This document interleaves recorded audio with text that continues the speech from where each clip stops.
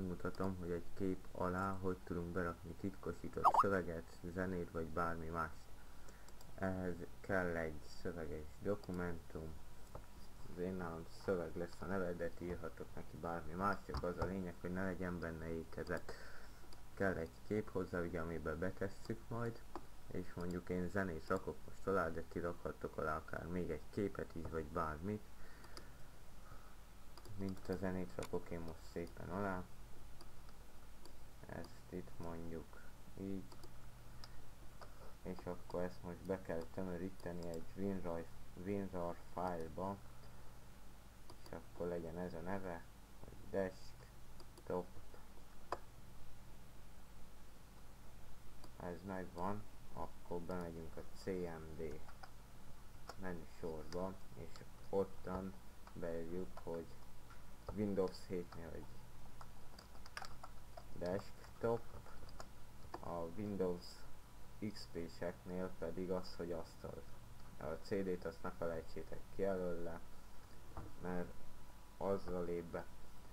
Na és akkor most elkezdjük szépen beírogatni a nevet, hogy mit akarunk mibe, de előtte kell egy olyan, hogy copy per B, mert binárisan akarjuk szépen, és akkor ide beírjuk azt, hogy kép.jpeg, szóköz plusszal, és azt, hogy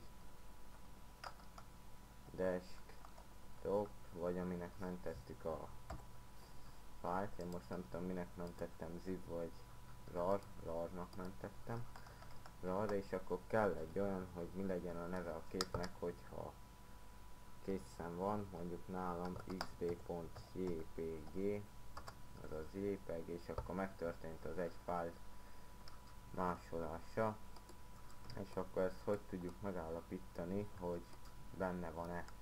Én ezeket innen letörlöm egyesével szépen, és akkor itt van a képünk. Elméletileg ez most csak egy kép így. Nyissuk meg a WinRAR-unkat,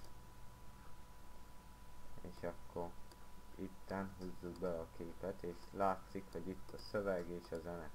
A szövegbe akár beírhatsz bármi mást is, ugyanúgy bele kell menteni. Igen, mentem.